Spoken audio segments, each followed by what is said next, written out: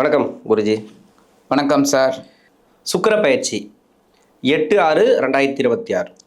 அதனோட இன்ட்ரோ மட்டும் கொஞ்சம் சொல்லுங்கள். முதல்ல நம்மளோட ஆன்மீகம் ப்ளஸ் நேயர்கள் எல்லாருக்கும் வணக்கங்கள், வாழ்த்துக்கள். நிறைய பேர் பேராதரவு கொடுக்குறீங்க, ரொம்ப சந்தோஷமாக இருக்குது.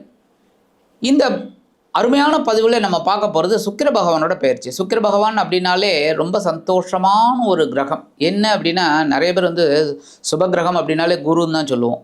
ஆனால் இந்த சுபகிரகம் அப்படிங்கிறது இந்த சுக்கிரன் தான். ஏன்னா இந்த ஜீவராசிகள் இந்த உலகத்தில் வாழறதுக்கு காரணமே சுக்கிர பகவான் தான் மெயின்.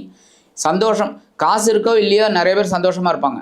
அந்த வகையில் இந்த சுக்கிர பகவான் அப்படிங்கும்போது இந்த காலபுருஷ தத்துவத்தின்படி பார்த்திங்கனாலே உங்களுக்கு தெரியும் 2ஆம் இடம் 7ஆம் இடம். ஆமாம், அது ரொம்ப விசேஷம். ஏன்னா 2ஆம் இடம்னாலே தனவாக்கு குடும்பம், 7ஆம் இடம் களத்திரம். ஸோ வாழ்க்கை துணை துணைனாலே நண்பர்கள், இதெல்லாம் அந்த மாதிரி இந்த சுக்கிரனுக்கு அற்புதமான ஒரு இடம் 2-7. அப்போ இந்த சுக்கிர பகவான் இதுவரைக்கும் மிதுன ராசியில் சஞ்சாரம் பண்ணிட்டு இருந்தவர் இப்போ கடக ராசிக்கு வரப்போறார். கடக ராசியில் ஆல்ரெடி உச்ச குரு அங்கே உட்காந்துட்டுருக்கார்.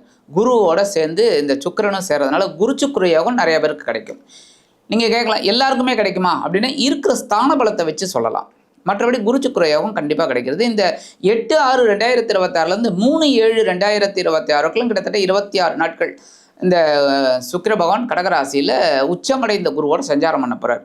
இந்த கடகம் அப்படிங்கும்போதாலே உங்களுக்கே தெரியும், புனர்பூசம் 4ஆம் பாதம், பூசம் ஆயில்யம், இதுதான் இந்த நட்சத்திர சஞ்சாரம். இப்படி தான் இந்த சுக்கிரன் கடகராசி சந்திர பகவான் ஒரு இதுதான் பகை கிரகம் அப்படின்னாலும், இடம் அப்படின்னாலும் அவர் சஞ்சாரம் பண்ணுறது பார்த்திங்கன்னா புனர்பூசம் ஒரு 4ஆம் பாதங்கிறது ஒரு 3 நாள் தான் வரப்போகிறது.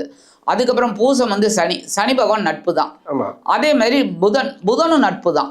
அதனால நட்பு கிரகத்தோட நட்சத்திர சஞ்சாரத்தில் தான் இவர் வரப்போறார். அதனால இந்த சுக்கிர பகவான் இந்த கடகராசியில் அற்புதமாக சஞ்சாரம் பண்ணி ஒவ்வொரு ராசிக்கும் ஒவ்வொரு விதமான பலன்களை கண்டிப்பாக கொடுக்க போறார். ஓகே, அந்த வகையில் இந்த சுக்கிரனோட சஞ்சாரத்தை நம்ம பார்ப்போம்.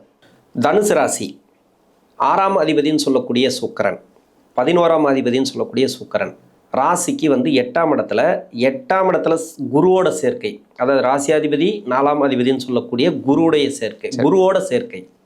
இது எப்படி இருக்கும் இந்த சுக்கிர பயிற்சி? இது ரொம்ப ட்விஸ்டாக இருக்குங்க. ஏன் அப்படின்னா, இந்த கிரிக்கெட் மேட்ச்சில் கடைசி பால் 4 ரன் அடிக்கணும். ஒரே பதட்டமாக இருக்கும் எல்லாருக்குமே. இவன் 4 அடிப்பானா, 1 அடிப்பானா, இல்லை பாலை விட்டுருவானா, இல்லை 6 அடிப்பானா, அது கூட அடுத்தது என்ன பயம்தான் இருக்கும் எல்லாருக்குமே. என்ன ஆனால் அவன் 6 அடிச்சிட்டான்னு வச்சுக்கோங்க. ஓ, நீங்கள் சொல்ல வந்துட்டீங்க, நான் சொல்லிட்டேன். 6 அடிச்சிட்டான்னு வச்சுக்கோங்க, பயங்கர சந்தோஷமாக இருக்கும். அது மாதிரி குரு அஷ்டமஸ்தானத்துக்கு வந்துட்டார். 1-4 கூடவன் 8ஆம் இடத்துல வந்தோடனே இவங்களுக்கு பிரச்சனை ஸ்டார்ட் ஆயிடுச்சு. ஏன்னா மறைவு, சுகாதிபதி ராசிநாதன் மறையலாமா, மறைஞ்சாலே கொஞ்சம் டென்ஷன் தான். ஆனால் இவங்க நெளிவு சுழிவு அறிந்தவர்கள் அப்படிங்கிறனால, ஏன்னா மூலம் போராட முத்திராடம், நெளிவு சுழிவு அறிந்தவர்கள், அதனால இவங்க சமாளித்தாங்க. சமாளிக்கிறது உரம் இருந்தாலும் அஷ்டமத்தில் குரு வந்தோடனே கொஞ்சம் அவங்களுக்கு ஒரு ப்ராப்ளம்.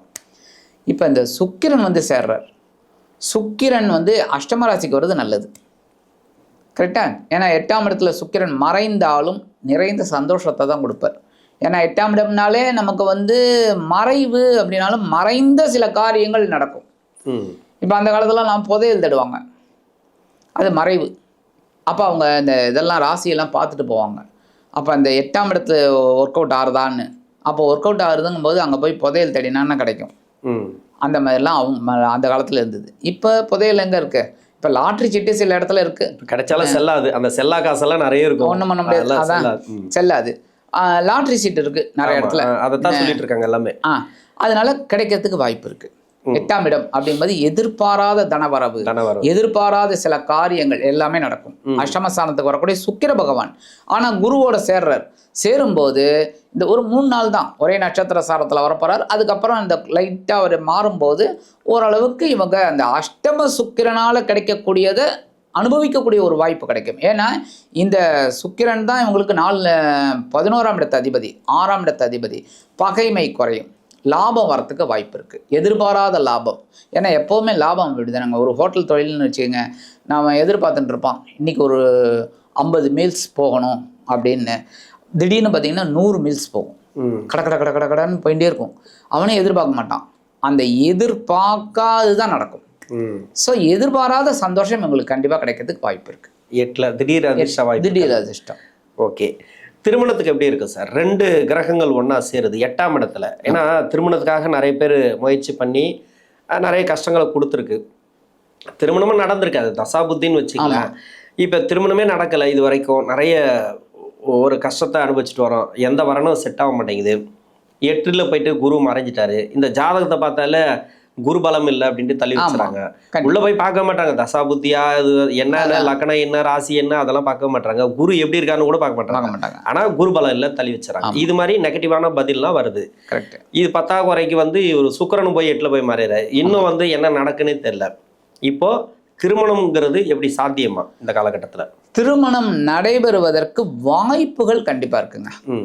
நீங்க கேட்கலாம், என்னடா திடீர் சொல்லி இவர் வந்து ஒரு நல்ல விதமா சொல்றாரேன்னு நீங்க நினைக்கலாம். அதான் திடீர் அதிர்ஷ்டம் சொல்லிட்டீங்க. ஒண்ணு, அதுவும் ஒரு அதிர்ஷ்டம் தானே. ஆனா குருவோட பார்வை இருக்கு பாருங்க, அது என்னைக்குமே பூஸ்ட். என்ன அது வந்து பாத்தீங்கன்னா 2ஆம் இடத்தை பாக்குறாரு. 2ஆம் இடம் குடும்பம், குடும்பத்தை ஏற்படுத்தி கொடுக்கறதுக்கு இந்த தனக்காரகன் ரெடியா இருப்பார், புத்திரக்காரகன். 4ஆம் இடத்தை பாக்குறாரு. 4ஆம் இடம்ங்கிறது என்னது? சுகஸ்தானம், சுகங்களை கொடுக்கக்கூடியது. அப்போ ஒரு திருமண யோகம், இப்போ ஒரு ஆணாகட்டும் பெண்ணாகட்டும் 2 பேரும் உத்தியோகத்துக்கு போயிட்டு இருக்காங்க, கல்யாண வரன் தேடிட்டு இருக்காங்க. அவங்களோட ஒரே மோட்டிவ் என்ன? கல்யாணம் தான். மற்ற எதையை பற்றியும் யோசிக்க மாட்டாங்க. கல்யாணத்துக்கு அப்புறம் தான் குழந்தைக்கு அப்புறம் தான் ஒரு ஸ்டாண்டர்டான ஒரு வாழ்க்கை அமையுமா, ஜாதக ரீதியாக தசாபுக்தி ரீதியான்னு பார்ப்பாங்க. அப்போ இந்த மாதிரி காலகட்டத்தில் 4ஆம் இடத்துல குரு பகவான் பார்வை விழுது. ஸோ இவங்களுக்கு ஒரு நல்ல சுகம் கிடைக்கிறதுக்கு வாய்ப்பு இருக்குது. அதெல்லாம் விட இன்னொரு பெரிய விஷயம் என்னென்னா 12ஆம் இடத்துல ஒரு பார்வை விழுது, 5ஆம் பார்வை. சுப விரயம் ஏற்படும். சப்போஸ் வீடு மனை வாகனம் எதனா வாங்கணும்னா கிடச்சிரும். அதேமாதிரி திருமண யோகம், நீங்கள் கேட்டது கல்யாணம், ஏன்னா சுப விரயம் தான் கல்யாணம் திருமணம், அப்போ கண்டிப்பாக நடக்கிறதுக்கு வாய்ப்பு இருக்குது. ஆக இந்த 12, 2, 4 கரெக்டாக ஒர்க் அவுட் ஆகுது. அஷ்டமராசியில் இருந்தால் கூட நடைபெறுவதற்கு வாய்ப்புகள் இருக்குது. இந்த தனுசு ராசிக்காரர்களுக்கு 6ஆம் அதிபதி தான் 8ஆம் இடத்துல மறைகிறார். ஆமாம். கடன் பிரச்சனை குறையுமா? நிறைய பேருக்கு வந்து சுப கடன்களும் இருக்குது. அதாவது இடம் வாங்கி போட்டு அது கடன் கட்டுறாங்க. ரொம்ப கஷ்டப்பட்டுன்னு இருக்காங்க கடன் ரீதியாக. அதாவது தேவையில்லாத கடன், ஏதோ ஒரு வகையில் நான் போய் கடனில் மாட்டிட்டேன் சார், எப்படி வந்ததுன்னு தெரில, இல்லை நான் வாங்கி கொடுத்தா இது மாதிரி மாட்டிக்கிட்டேன், ஏதோ ஒரு பிரச்சனை. ஆக மொத்தத்தில் கடன், ஒன்று கொடுத்து வராத கடன், இல்லை வாங்கி கொடுக்காத கடன். ஏன் இதை மென்ஷன் பண்ணுறேன்னா 6ஆம் அதிபதி கண்டிப்பாக கடனை கொடுக்குறவர் அவர் தான். இப்போ வந்து கோச்சார ரீதியாக அவங்களுக்கு தசாபுத்தி எப்படி இருக்கலாம், செவ்வாதசை நடக்கலாம், ராகுதசை நடக்கலாம்.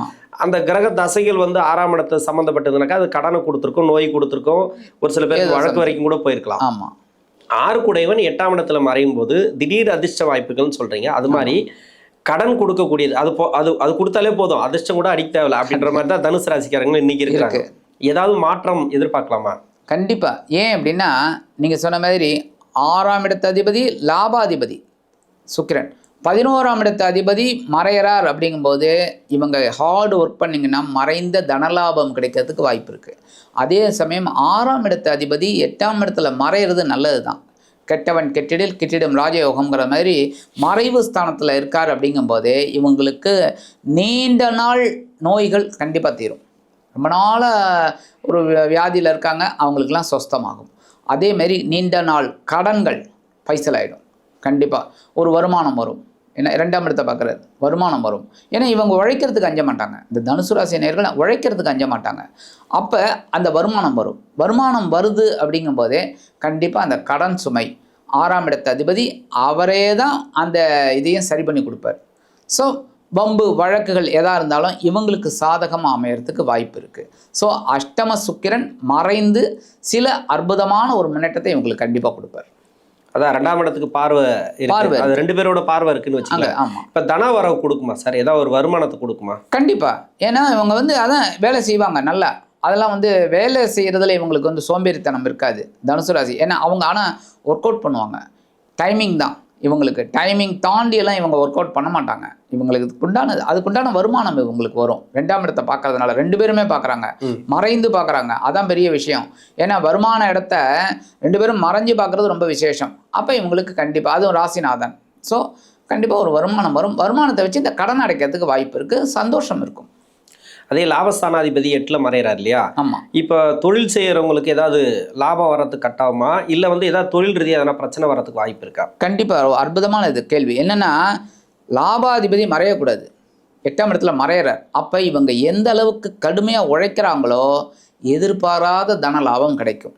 அதுதான் சொன்னேன். ஏன்னா மறைந்து கொடுப்பார். அப்போ நம்ம என்ன பண்ணணுங்கிறது என்னென்னா அந்த காரகத்துவத்துக்கு ஏற்ற மாதிரி நம்ம வளைந்து கொடுத்து வேலை செஞ்சோம்னா வெற்றி. அப்போ இவங்க வந்து அதற்குண்டான இப்போ லாபம் வரணும் அப்படின்னு இவங்க நினைக்கக்கூடாது. நம்ம வேலையை நம்ம கரெக்டாக செய்யணும் அப்படின்னு செஞ்சாலே மறைந்த சுக்கிரன் கண்டிப்பாக லாபத்தை தான் கொடுப்பார். ஓகே. பரிகாரம் அப்படின்னு பார்த்தீங்கன்னா இவங்க எப்போவுமே வந்து குரு மகான்கள் தரிசனம், சித்தர்கள் தரிசனம் தான் ரொம்ப விசேஷம். வெள்ளிக்கிழமை சித்தர் கோயிலுக்கு போயிட்டு அங்கே வந்து இந்த நீடி பீப்புள், அவங்க அந்த மாற்றுத்திறனாளிகள் இவங்கெல்லாம் இருப்பாங்க. ஏன்னா இவங்களுக்கு 2-3 அதிபதி சனி பகவான். ஸோ இவங்க அந்த மாற்றுத்திறனாளிக்கு வெள்ளிக்கிழமை ஏதாவது ஒரு அன்னதானம் பண்ணுறது ரொம்ப விசேஷம், இவங்களால் முடிஞ்சது. ஆக இந்த சின்ன பரிகாரம் பண்ணாலே இந்த தனுசு ராசினியர்களுக்கு இந்த சுக்கிர பகவான் 6-11 குடையவன் உச்ச குருவுடன் 8ஆம் இடத்தில் மறைந்தாலும் மறைந்து சில நன்மைகளை கண்டிப்பாக கொடுப்பார் என்று கூறி விடைபெறுகிறேன். நன்றி.